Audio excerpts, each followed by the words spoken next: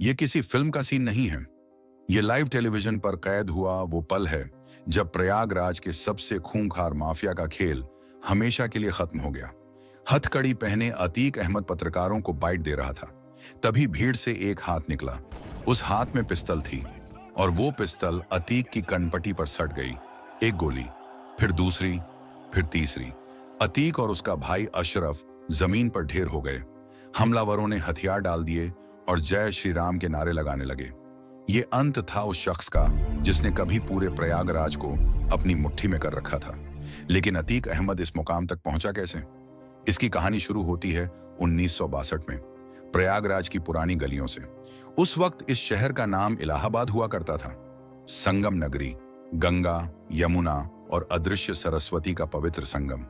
लेकिन इसी पवित्र शहर की तंग गलियों में एक अलग ही दुनिया बसती थी। गरीबी, बेरोजगारी और अपराध की दुनिया। इन्हीं गलियों में एक तांगे वाला रहता था। गरीबी से जूझता, पसीना बहाता, दिन भर तांगा चलाकर शाम को कुछ रुपए लेकर घर लौटता। उसी तांगे वाले का एक बेटा था, नाम था अतीक अहमद। अतीक का बचपन बेहद गरीबी में बीता। पिता तांगा चलाते थे, घर में अक्सर चूल्हा देर से जलता था। पैसे की तंगी हमेशा रहती थी। मोहल्ले के दूसरे बच्चों के पास साइकिलें थीं, अच्छे कपड़े थे, अच्छा खाना था। लेकिन अतीक के पास कुछ नहीं था। बस एक चीज थी, आग। आंखों में जलती हुई आग। वो गरीबी से नफरत करता था। उसे पावर चाहिए थी, उसे इज्जत चाहिए थी, उसे वो सब कुछ चाहिए था जो उसके पास नहीं था, और उसे पाने के लिए वो किसी भी हद तक जाने को तैयार था। बचपन में ही अतीक की शोहरत मोहल्ले के बदमाश लड़के के तौर पर होने लगी थी। छोटी मोटी मारपीट, झगड़े, रंगदारी, ये सब उसने किशोरावस्था में ही सीख लिया था। स्कूल में उसका मन नहीं लगता था। पढ़ाई से ज्यादा उसे गली के नुक्कड़ पर बैठकर इलाके के बड़े बड़े अपराधियों की कहानियां सुनना पसंद था। वो उन्हें अपना आदर्श मानता था। वो भी उन्हीं की तरह बनना चाहता था। बड़ा आदमी, रौबदार आदमी, जिसे देखकर लोग डरें, जिसका नाम सुनकर लोगों की रूह कांप जाए। और फिर आया साल 1979। अतीक की उम्र थी महज 17 साल। इलाहाबाद की सड़कों पर उसने अपना पहला मर्डर किया। एक छोटे से विवाद में उसने चाकू निकाल लिया और सामने वाले को मौत के घाट उतार दिया। पहली बार खून करने के बाद अतीक को न तो डर लगा, न पछतावा, न ही कोई अपराध बोध। उल्टा उसे एहसास हुआ कि डर का बाजार ही सबसे बड़ा बाजार है। उसे समझ आ गया कि इस दुनिया में लोग प्यार से नहीं, डर से चलते हैं। और यहीं से शुरू हुआ उसका सफर, एक तांगे वाले के बेटे से प्रयागराज के सबसे बड़े डॉन तक। 1980 का दशक आते आते अतीक ने अपने भाई अशरफ के साथ मिलकर पूरे शहर में खौफ का साम्राज्य खड़ा कर दिया। उसने अपना एक गैंग बना लिया। हर तरफ उसके गुर्गे फैल गए। जमीन हड़पना, फिरौती मांगना, किडनैपिंग, कॉन्ट्रैक्ट किलिंग, ये सब अब उसकी रोजमर्रा की जिंदगी बन चुकी थी। पुलिस से लेकर प्रशासन तक हर कोई उससे खौफ खाता था। प्रयागराज में कोई भी बड़ा काम होता तो अतीक की परमिशन जरूरी थी। जमीन का कोई भी बड़ा सौदा होता तो अतीक का कमीशन तय था। कोई बड़ा नेता शहर में आता तो अतीक की मौजूदगी अनिवार्य थी। वो अब सिर्फ एक गैंगस्टर नहीं, बल्कि एक बाहुबली बन चुका था, प्रयागराज का बेताज बादशाह। इसी दौरान उसने कई और गैंगस्टरों को भी रास्ते से हटाया। चांद बाबा नाम का एक गैंगस्टर था जो प्रयागराज में अतीक का प्रतिद्वंद्वी बनकर उभरा था। अतीक ने उसे भी मरवा दिया। इसके बाद प्रयागराज की सड़कों पर उसका कोई मुकाबला नहीं बचा। वो अकेला शहंशाह था। उसके इशारे पर जाने जाती थीं, उसके इशारे पर जाने बख्शी जाती थी।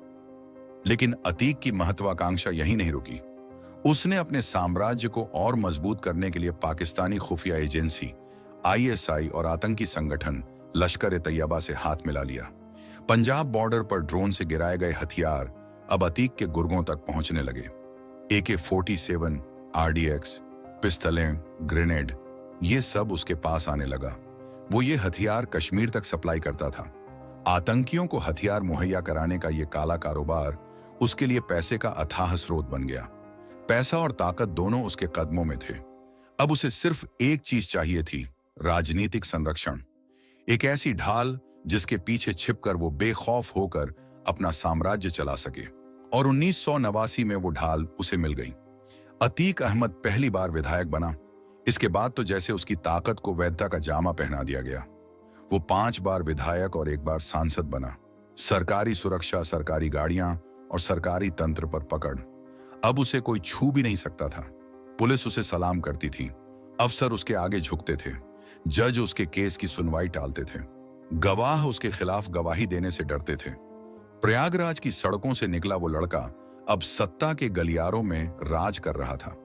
उसकी कहानी अब सिर्फ अपराध की नहीं, बल्कि राजनीति और अपराध के उस घिनौने गठजोड़ की कहानी बन चुकी थी जिसने पूरे उत्तर प्रदेश को जकड़ रखा था। 2005 में एक ऐसी घटना हुई जिसने अतीक के साम्राज्य की नींव हिला दी। राजू पाल नाम के एक बसपा विधायक थे। वो अतीक के खिलाफ खुलकर बोलते थे। उन्होंने अतीक के खिलाफ मोर्चा खोल रखा था। 25 जनवरी 2005 को दिन दहाड़े राजू पाल की गोली मारकर हत्या कर दी गई। आरोप सीधा अतीक अहमद पर लगा, लेकिन सबूतों के अभाव में और राजनीतिक दबाव के चलते मामला ठंडे बस्ते में चला गया। राजू पाल की पत्नी पूजा पाल ने सालों तक न्याय के लिए संघर्ष किया। वो आज भी अतीक के खिलाफ आवाज उठा रही हैं। इसी मामले में उमेश पाल एक मुख्य गवाह थे। उन्होंने अतीक के खिलाफ गवाही दी थी। अतीक ने उन्हें कई बार धमकाया, डराया, समझौते की पेशकश की, लेकिन उमेश पाल ने हार नहीं मानी। और फिर 24 फरवरी 2023 को दिन दहाड़े उमेश पाल और उनके 2 गनर की गोली मारकर हत्या कर दी गई। ये हत्या इतनी बेरहमी से की गई कि पूरा देश हिल गया। इस हत्याकांड ने पूरे प्रदेश में सनसनी फैला दी। योगी सरकार ने अतीक पर शिकंजा कसना शुरू कर दिया। उसे गुजरात की साबरमती जेल से प्रयागराज लाया गया। उसकी पूरी गैंग पर कार्रवाई शुरू हुई। एक के बाद एक उसके करीबी या तो पकड़े गए या एनकाउंटर में मारे गए। और फिर आया 13 अप्रैल 2023। उसका बेटा असद और उसका साथी गुलाम उत्तर प्रदेश एसटीएफ के साथ एनकाउंटर में मारे गए। झांसी के जंगलों में दोनों के शव पड़े मिले। असद की उम्र थी महज 19 साल। वो अपने पिता की विरासत को आगे बढ़ाने की कोशिश कर रहा था, लेकिन इससे पहले कि वो कुछ कर पाता, एसटीएफ की गोलियों ने उसे ढेर कर दिया। अतीक को जब ये खबर मिली, वो टूट गया। उसकी आंखों से आंसू बह निकले। जिस आदमी ने सैकड़ों लोगों की मौत का दर्द नहीं समझा, वो अपने बेटे की मौत पर रो पड़ा। वो बार बार यही कह रहा था कि मुझे अपने बेटे का चेहरा दिखा दो, मैं उसे आखिरी बार देख लूं, लेकिन उसे ये मौका नहीं मिला। उसका वारिस, उसका बेटा, उसकी आंखों के सामने खत्म हो चुका था। कहते हैं कि जब पाप का घड़ा भर जाता है तो उसका अंत निश्चित होता है। अतीक का घड़ा भर चुका था और उसका अंत बिल्कुल वैसा ही हुआ जैसा उसने सैकड़ों बार दूसरों के साथ किया था। 15 अप्रैल 2023 अतीक और उसका भाई अशरफ पुलिस कस्टडी में मेडिकल चेकअप के लिए अस्पताल लाए गए। जब वो बाहर निकले, पत्रकारों ने उन्हें घेर लिया। हथकड़ी पहने अतीक कैमरे की तरफ देखकर कुछ बोलने ही वाला था। तभी पत्रकारों की भीड़ में से 3 लड़के आगे बढ़े। उनके हाथों में माइक नहीं, पिस्तलें थीं। पहली गोली अतीक की कनपट्टी पर लगी, उसकी पगड़ी हवा में उड़ गई। दूसरी गोली अशरफ को लगी, तीसरी, चौथी, 5वीं। दोनों भाई जमीन पर गिर पड़े। हमलावरों ने तब तक गोलियां चलाईं जब तक उन्हें यकीन नहीं हो गया कि दोनों मर चुके हैं। और फिर उन्होंने अपनी पिस्तलें फेंक दी, हाथ ऊपर कर दिए और जोर जोर से चिल्लाने लगे, जय श्री राम, जय श्री राम। ये दृश्य सिर्फ प्रयागराज की सड़कों पर नहीं, बल्कि पूरे देश की टीवी स्क्रीन पर लाइव चल रहा था।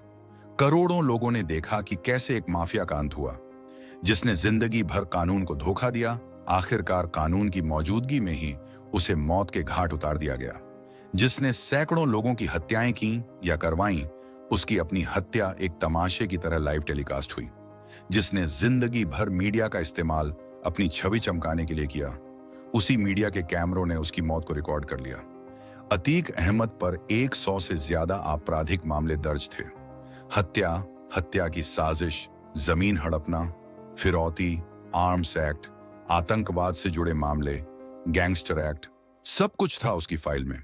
43 साल तक उसने प्रयागराज और आसपास के इलाकों में अपना साम्राज्य चलाया। उसने अपराध की कमाई से करोड़ों की संपत्ति बनाई। स्कूल, कॉलेज, होटल, जमीनें, फ्लैट, सब कुछ खरीद लिया। उसके नाम से स्कूल चलते थे जहां बच्चे पढ़ते थे। उसके नाम से कॉलेज थे जहां युवा डिग्री लेते थे। लेकिन उन्हीं स्कूल और कॉलेजों की आड़ में अपराध का काला धंधा भी चलता था। और जब वो मरा तो उसके पास कुछ नहीं बचा था। न बेटा, न भाई, न साम्राज्य, न इज्जत, सिर्फ एक बदनाम मौत। जो हमेशा के लिए इतिहास में दर्ज हो गई। अतीक अहमद की कहानी सिर्फ एक माफिया के उत्थान और पतन की कहानी नहीं है। यह उस सिस्टम की कहानी है जो अपराधियों को पालती है, पोसती है और फिर जब वो बोझ बन जाते हैं तो उन्हें कुचल देती है।